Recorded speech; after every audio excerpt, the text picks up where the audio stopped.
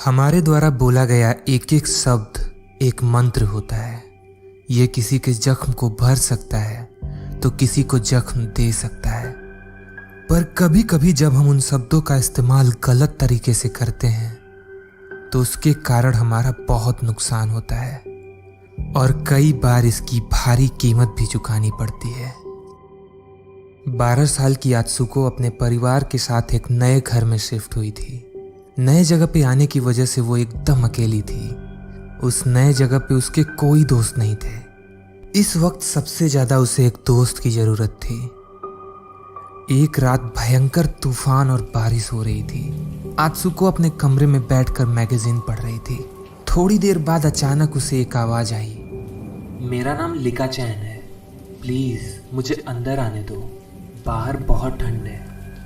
आत्सुको ने क्यूरियस होकर दरवाजा खोला पर उसे वहां कोई नहीं दिखा। वो काफी कंफ्यूज हुई और कंफ्यूजन में उसने नीचे देखा। नीचे उसे जो दिखा उसे देखकर वो शॉक हो गई। वहां नीचे एक डॉल पड़ी थी। ये डॉल काफी अलग थी, आत्सुको के पास रखे सभी डॉल से सबसे अलग। आत्सुको समझ गई कि ये लिका चैन डॉल है। लिका चैन जापान की एक फेमस डॉल है, लेकिन ये डॉल कुछ अलग थी। इसके लंबे काले बाल थे और फीका गोरा चेहरा। उस डॉल से एक विंटेज लुक आ रहा था। वो काफी खूबसूरत थी, लेकिन बाहर बारिश में रहने के कारण पूरी तरह से भीग चुकी थी। आत्सुको ने चारों तरफ नजर दौड़ाई कि आखिर ये डॉल है किसकी, पर वहां कोई नहीं था। वहां किसी के ना होने के कारण उसने डॉल को उठाया और अपने रूम में ले आई। उसने उसे वहां टेबल पे रख दिया और तौलिया लेने चली गई ताकि उस डॉल को सुखाया जा सके।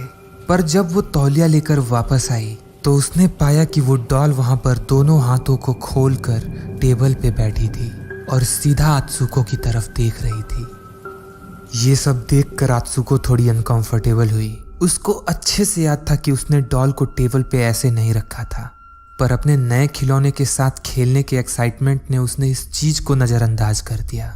उसने उस डॉल को सुखाने के बाद उसके बालों को सुलझाया, जिससे वो डॉल और भी खूबसूरत दिखने लगी। आत्सुको उस लिका चैन डॉल के साथ घंटों खेलती रही और फाइनली अपने करीब लाकर वादा किया, हम हमेशा बेस्ट फ्रेंड्स रहेंगे और हमारे बीच कभी कोई नहीं आएगा। आत्सुको की जिंदगी से अकेलापन पूरी तरह से खत्म हो चुका था। लेकिन कुछ वक्त बाद जब उसने स्कूल जाना शुरू किया तो उसके कई दोस्त बन गए। एक बार उसने अपने 2 अच्छे दोस्त मजुकी और कियोको को अपने घर इनवाइट किया। शाम को दोनों आत्सुको के घर पहुंची। मजुकी ने जब आत्सुको के बेड पे लिका चैन डॉल को देखा तो वो अपनी हंसी नहीं रोक पाई और उस डॉल पर हंसते हुए कहा कि तुम अब भी डॉल्स के साथ खेलती हो। उसने आत्सुको को कहा कि अब वो प्रैक्टिकली टीनेजर्स हैं और केवल छोटे बच्चे डॉल्स के साथ खेलते हैं। अपने दोस्तों के सामने एम्बैरेसमेंट में आत्सुको ने लिका चैन डॉल को कूड़ेदान में डाल दिया और बोली, अरे ये तो बस ऐसे ही बेकार है। ये सब देखकर कियोको को काफी बुरा लगा। उसने मजुकी और आत्सुको को ऐसा करने से मना किया और बताया कि लिका चैन डॉल्स अपने शापित होने की वजह से जाने जाते हैं। कियोको ने फिर से समझाया कि उसकी दादी उसे कहानियां सुनाया करती थी, कैसे लिका चैन उनसे बदला लेती हैं जो उन्हें डिसरिस्पेक्ट करते हैं, यहाँ तक कि वो उन्हें जान तक से मार डालती हैं। आत्सुको ये सुन के अपने डॉल की तरफ बढ़ी ताकि वो उसे कूड़ेदान से निकाल सके, पर मजुकी इस पर जोर जोर से हंसने लगी और कहा कि डरपोक बच्चे ही इन कहानियों से डरते होंगे। आत्सुको ने एक बार फिर से अपने डॉल की तरफ देखा। ऑलमोस्ट ऐसा लग रहा था कि वो डॉल उस कूड़ेदान से उन लड़कियों की तरफ देख रही हो। उस डॉल की खूबसूरती या लुक्स में कोई बदलाव नहीं था, पर वो कुछ अलग लग रही थी। वो गुस्से में लग रही थी। मजुकी आगे आकर कूड़ेदान को जोर से किक किया, जिससे वो लुढ़कता हुआ आगे चला गया। डैम, आखिर इस लड़की की दिक्कत क्या है? Teenage problems. खैर, आत्सुको जल्द ही इसके बारे में भूल गई और वो तीनों साथ में घूमने और मस्ती करने चले गए।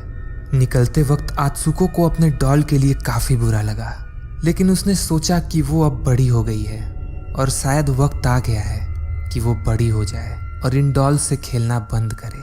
सो उसने डॉल को वहीं कूड़ेदान में छोड़ दिया। अगले दिन स्कूल में मजुकी का कोई अता पता नहीं था। आत्सुको और कियोको तुरंत परेशान हो गए। बाद में उस दिन पता चला कि मजुकी की बहुत ही दर्दनाक मौत हो चुकी है। स्कूल में तो चारों तरफ ये रूमर फैल रहा था कि मजुकी की मौत महज एक हादसा नहीं बल्कि उसकी हत्या हुई है और उसके गले में छोटे छोटे छेद पाए गए हैं, एज इफ किसी ने पेंसिल से लगातार उसे गोदा हो। आत्सुको तुरंत समझ गई कि ये उसकी गलती है। वो दौड़ती भागती अपने घर की तरफ निकली। रूम में आकर उसने उस कूड़ेदान की तरफ देखा। वो लिका-चैन डॉल वहां से गायब थी। क्या लिका-चैन डॉल का श्राप सच है? नहीं, ये नहीं हो सकता। आत्सुको के पेरेंट्स जब घर आए तो वो बहुत ही बुरी तरह से रो रही थी। उसने अपने पेरेंट्स से सब कुछ बताया कि क्या हुआ था। उसके पेरेंट्स ने उसे कंफर्ट किया और बताया कि आज कूड़े वाली गाड़ी आई थी और कूड़े के साथ साथ डॉल को भी ले गई। उन्होंने ये भी वादा किया कि अगले दिन वो वैसी ही दूसरी डॉल ला कर देंगे। आत्सुको अपने बेड पर लेट गई। धीरे धीरे डॉल और उसके श्राप, मजुकी के मर्डर के बारे में सोचते सोचते वो नींद के आगोश में चली गई। तुमने कहा था कि हम हमेशा साथ रहेंगे। आत्सुको ने अपने कमरे में चारों तरफ देखा पर वो डॉल कहीं नजर नहीं आई। उसे लगा कि ये उसके मन का वहम है। तभी अचानक एक बार फिर, मेरा नाम लिका-चैन है और तुम एक झूठी और मक्कार लड़की हो। आत्सुको पूरी तरह से डर गई। वो तुरंत खड़ी हुई और अपने फोन की फ्लैशलाइट जलाकर रूम में इधर उधर देखने लगी। उसकी सांसें तेज हो चुकी थी। उसका दिल जोर जोर से धड़क रहा था पर वहां कुछ भी नहीं था। इस खौफनाक सन्नाटे को अचानक एक अजीब सी डरावनी हंसी ने तोड़ा